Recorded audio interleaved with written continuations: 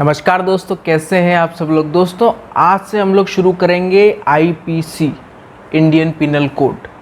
IPC Indian penal code आज से हम लोग शुरू करेंगे और ये इतना इंटरेस्टिंग होने वाला है आप लोगों के लिए, मतलब मेरे लिए भी। मैं भी पढ़ रहा हूँ, आप भी पढ़ रहे हैं। और ये आईपीसी एक ऐसा सब्जेक्ट है जिसमें आपको बहुत इंटरेस्ट आएगा। मुझे भी आया है, आपको भी आएगा। और उसका रीज़न ही यही है ना, क्योंकि आईपीसी जो है उसमें इतने सारे ऐसे टॉपिक्स हैं, क्राइम, क्रिमिनल, है ना, मर्डर, रॉबरी, एक्सटॉर्शन, धमकी देना, ये सब चीज़। क्योंकि ये सब चीज़ें हमारे लिए बहुत रिलेटेबल हैं।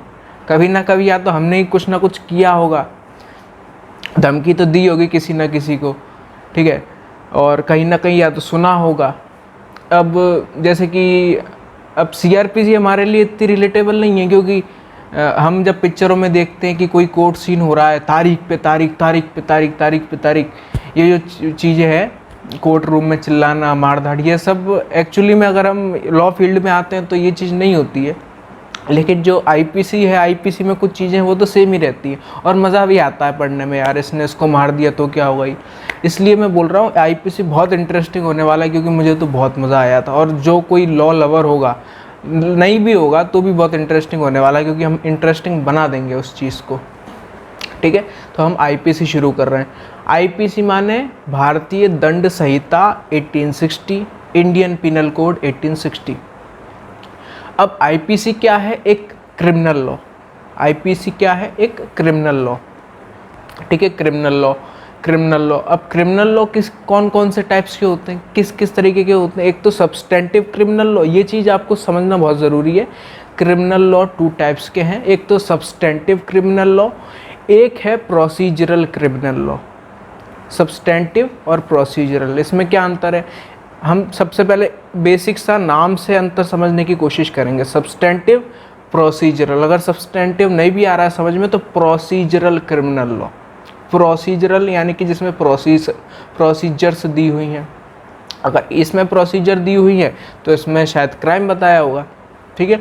अब मैं क्लियर कर देता हूँ। सब्सटेंटिव क्रिमिनल लॉ कौन सा, वो लॉ कौन सा होता है? सब्सटेंटिव क्रिमिनल लॉ ऐसा लॉ जिसमें एक क्राइम बताया गया है, क्राइम के बारे में बताया गया है और उस क्राइम की पनिशमेंट दी हुई है। अगर कोई ऐसा लॉ है जिसकी, ऐसा कानून है जिसमें क्राइम के बारे में बताया गया है और उस क्राइम की पनिशमेंट दी गई है, तो वो लॉ कौन सा होगा? Substantive criminal law. और अगर कोई ऐसा लॉ है जिसमें क्राइम तो हो गया, अब क्राइम के बाद क्या, कैसे वो हियरिंग होगी, कैसे जो भी कुछ होगा, प्रोसीजर बताई गई है उस आदमी को कन्विक्ट करने के लिए, प्रोसीजर, तो वो किस में आएगा? प्रोसीजरल क्रिमिनल लॉ में, ठीक है। अब सब्सटेंटिव क्रिमिनल लॉ मतलब कौन कौन से लॉ? जैसे आईपीसी हो गया, आईपीसी में हमारे क्राइम्स बताए गए हैं, पनिशमेंट बताई गई है। डाउरी प्रोहिबिशन एक्ट हो गया, है ना। ये कुछ ऐसे एक्ट्स हैं जो कि सब्सटेंटिव में आते हैं। अब यहीं पे अगर हम प्रोसीजरल देखेंगे, प्रोसीजरल में क्या? CrPC, CPC, code of criminal procedure, code of civil procedure, ये क्या है? प्रोसीजरल क्रिमिनल लॉ, क्योंकि इसमें प्रोसीजर बताई गई है, ठीक है। अब बेसिक सी बात है, बेसिक सी एक बात जो कि ज़रूरी है बताना, हालांकि ज़रूरी तो आपको शायद पता होगी, लेकिन फिर भी एक धर्म है मेरा बताने का, कि जो आईपीसी है वो तो 1860 में बनी थी, ठीक है। एग्जिस्टेंस में 1860 में आई थी, लेकिन फोर्स में कब आई थी? 1 जनवरी 1862। एग्जिस्टेंस में 1860 में आ गई थी और फोर्स में 1 जनवरी 1862 में आई थी, ठीक है। ये तो एक हल्का सा इंट्रोडक्शन हो गया, बिल्कुल हल्का सा, जो कि मुझे देना चाहिए वो मैंने दे दिया। शुरू करते हैं हम लोग आईपीसी से। अब आईपीसी का सबसे सेक्शन 2, सेक्शन 3 और सेक्शन 4 बेसिक जो चीज़, मतलब जो हम आज इस वीडियो में हम लोग डिस्कस करेंगे वो हैं सेक्शन 2, सेक्शन 3 और सेक्शन 4। सेक्शन 2 हम लोग देख लेते हैं कि सेक्शन 2 क्या बात करता है। सेक्शन 2 ये बात करता है कि अगर कोई आदमी, एनी पर्सन, सिटीज़न और पर्सन में अंतर है। सिटीज़न, अगर किसी भी जगह सिटीज़न वर्ड यूज़ हुआ है, सिटीज़न मतलब होगा कि इंडिया का सिटीज़न, ठीक है। और अगर कोई जगह पर्सन यूज़ हुआ है तो ज़रूरी नहीं है कि सिर्फ सिटीज़न, पर्सन माने कोई भी, सिटीजन तो सिर्फ सिटीजन, सिर्फ इंडिया का सिटीजन, पर्सन माने सिटीजन भी इंक्लूड और बाहर का व्यक्ति भी इंक्लूड होगा। तो देख लेते हैं सेक्शन 2 हमारा क्या बात करता है। Punishment of offences committed within India, every person shall be liable to punishment under this code and not otherwise for every act or omission contrary to the provision thereof of which he shall be guilty within। कोई भी crime India के अंदर commit हुआ है, कोई भी crime अगर India के अंदर हुआ है और किसी ने भी किया हो, तो हर व्यक्ति को जिस भी व्यक्ति ने वो जो ऑफेंस किया है तो उसको उसकी सज़ा मिलेगी। कब? अगर जो ऑफेंस है वो इंडिया के अंदर हुआ है। जैसे कि फॉर एग्ज़ाम्पल, अगर एक इंग्लैंड का व्यक्ति है, एक इंग्लैंड का इंसान है, इंग्लैंड का व्यक्ति, उसका नाम रॉबर्ट रख देते हैं हम लोग। रॉबर्ट आया इंडिया में और मान लो कि उसने किसी का खून कर दिया। खून तो एक बड़ी चीज़ हो गई। मान लो उसने यहाँ पर किसी को किडनैप कर लिया, सिर्फ किडनैप कर रहा। रॉबर्ट आया यहाँ पे इंडिया में आके किसी को उसने किडनैप कर लिया, ठीक है।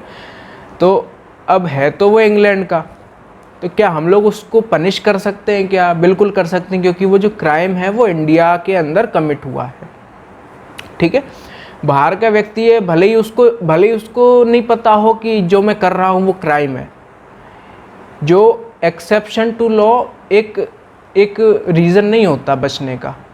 आप भले ही से वो काम कर रहे हो, अगर वो पनिशेबल है तो उसको पनिशमेंट मिलेगी। अगर वो क्राइम जो है वो इंडिया के अंदर हो रहा है, तो अगर इंडिया का व्यक्ति इंडिया के अंदर कोई क्राइम कर रहा है वो तो पनिशेबल हो गई। और बाहर का व्यक्ति भी, बाहर का इंग्लैंड, जाम्बिया, अमेरिका, कोई कहीं का भी व्यक्ति अगर बाहर से आके इंडिया के अंदर अगर क्राइम कमिट कर रहा है तो उसको भी पनिशमेंट दी जाएगी। सेक्शन 2 ये बोलता है। सेक्शन 3 क्या बात करता है? Punishment of offences committed beyond but which by law may be tried with in India. ऐसे ऑफेंसेस जो कि इंडिया के बाहर हुए हैं, अब इसको आप ध्यान से समझना कि मैं क्या बात कर रहा हूँ। ऐसे ऑफेंसेस जो कि इंडिया के बाहर हुए हैं, लेकिन फिर भी उसको कैसे ट्रीट किया जाएगा कि जैसे कि वो इंडिया में हुए हों। यहाँ पे अगर आपके पास बेयर एक्ट है तो इसमें लिखा है any person liable by any Indian law. अब ये जो बाय एनी इंडियन लॉ है, यहाँ पे बाय एनी इंडियन लॉ, इसका मतलब ही इन लोगों ने है ना डिफाइन कर दी। इसका मतलब इन लोगों ने बिल्कुल रिस्ट्रिक्ट कर दिया है बाय एनी इंडियन लॉ के अंदर। अब यहाँ पे क्या क्या आएगा? सबसे पहले तो एक्सट्रेडिशन ऑफेंसेस आएंगे और सीआरपीसी का 188 और 189 सेक्शन, सीआरपीसी का सेक्शन 188, 189 और एक्सट्रेडिशन ऑफेंसेस। एक्सट्रेडिशन एक एक्ट है, मैं बताता हूँ। 188 और 189 तो मैं नहीं समझाऊंगा, क्योंकि जो सेक्शन 188 है 189 सीआरपीसी का, वो सेक्शन 4 में हम लोग कवर कर लेंगे, तो वो नहीं समझा रहा मैं। एक्सट्रेडिशन ऑफेंसेस में बता देता हूँ कि क्या हो रहा है। सबसे पहले एक्सट्रेडिशन ऑफेंस अभी मैं बाद में बताऊंगा, सबसे पहले हम इसका सेक्शन 3 देख रहा हूँ, बताता हूँ मैं क्या होता है। सेक्शन 3, अगर कोई एक ऐसा ऑफेंस इंडिया के बाहर कमिट होता है, अगर कोई ऑफेंस इंडिया के बाहर कमिट होता है तो उसको ऐसे ट्रीट किया जाएगा, इंडिया के अंदर भी उससे ऐसे निपटा जाएगा कि मान लो वो इंडिया के अंदर हुआ। अब कैसे ऑफेंस? सेक्शन 188, 189 और एक्सट्रेडिशन ऑफेंसेस।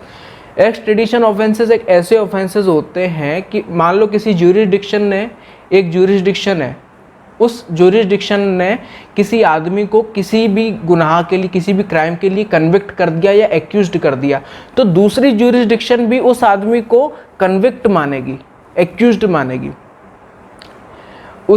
जैसे कि फॉर एग्जांपल जो ओसामा बिन लादेन था, ओसामा बिन लादेन 9/11 हमको याद है, तो वो ऑफेंस क्या था? एक्सट्रेडिशन ऑफेंस था।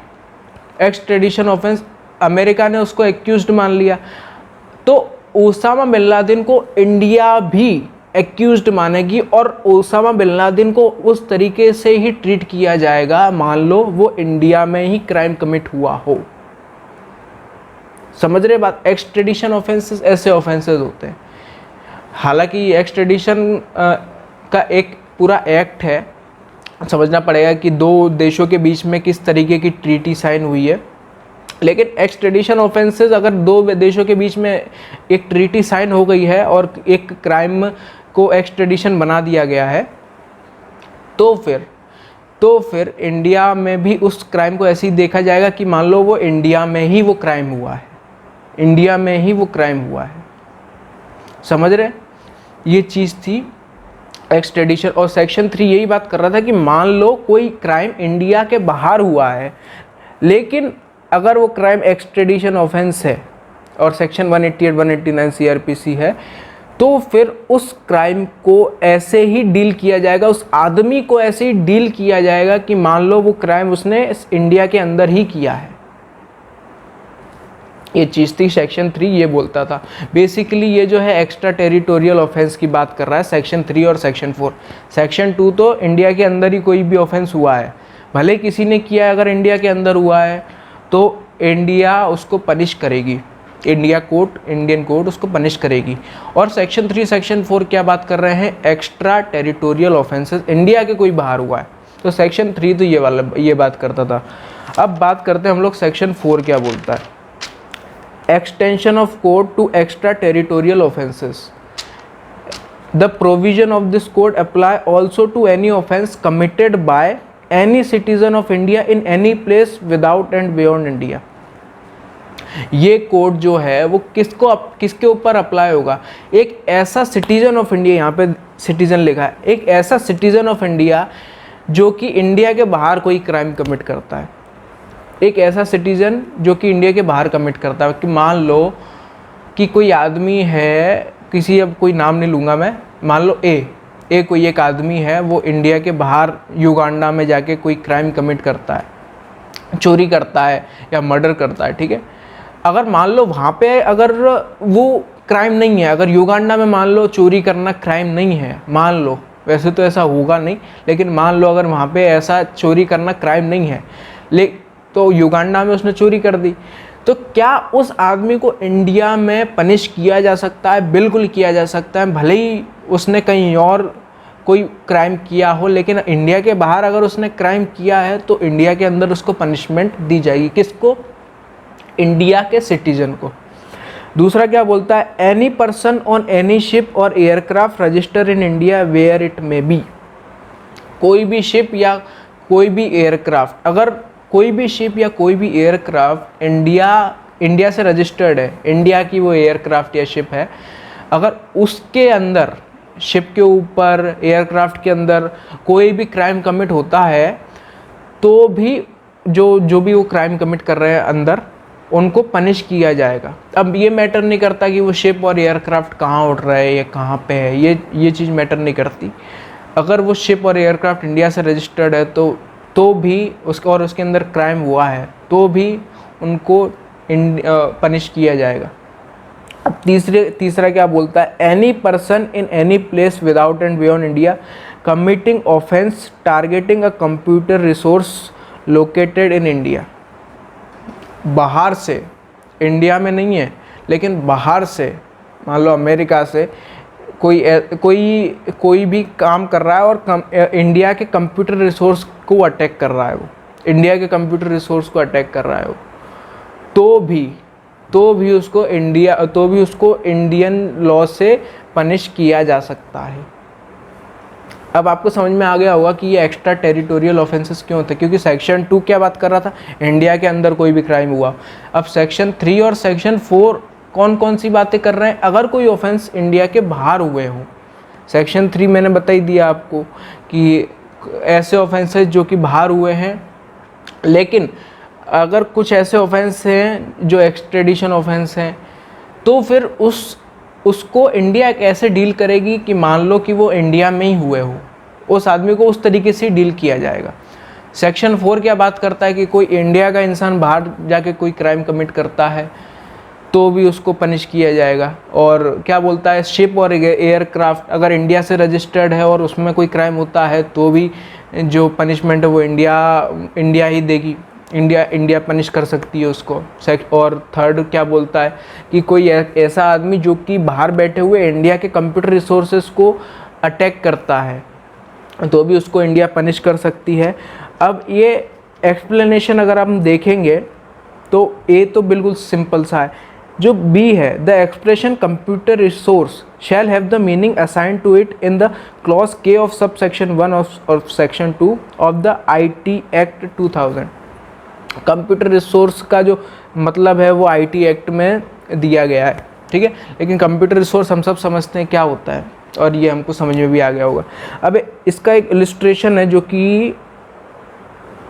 कि बहुत मिलता जुलता है जो मैंने दिया था कि A who is a citizen of India commits a murder in Uganda, he can be tried and convicted of murder in any place in India in which he may be found. Uganda में एक व्यक्ति है ए, उसने murder कर दिया है Uganda में, तो उस आदमी को, सिटीज़न है वो इंडिया का, उसने युगांडा में मर्डर कर दिया तो उसको इंडिया में किसी भी कोर्ट में पनिश किया जा सकता है, किसी भी कोर्ट में इंडिया के उसको पनिश किया जा सकता है। तो ये था हमारा सेक्शन 2, सेक्शन 3, सेक्शन 4।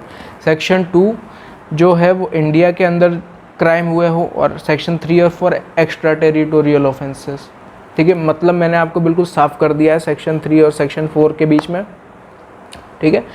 ये था हमारा सेक्शन 2, सेक्शन 3, सेक्शन 4। आगे की वीडियो के साथ मैं आपसे दोबारा मिलूँगा, तब तक के लिए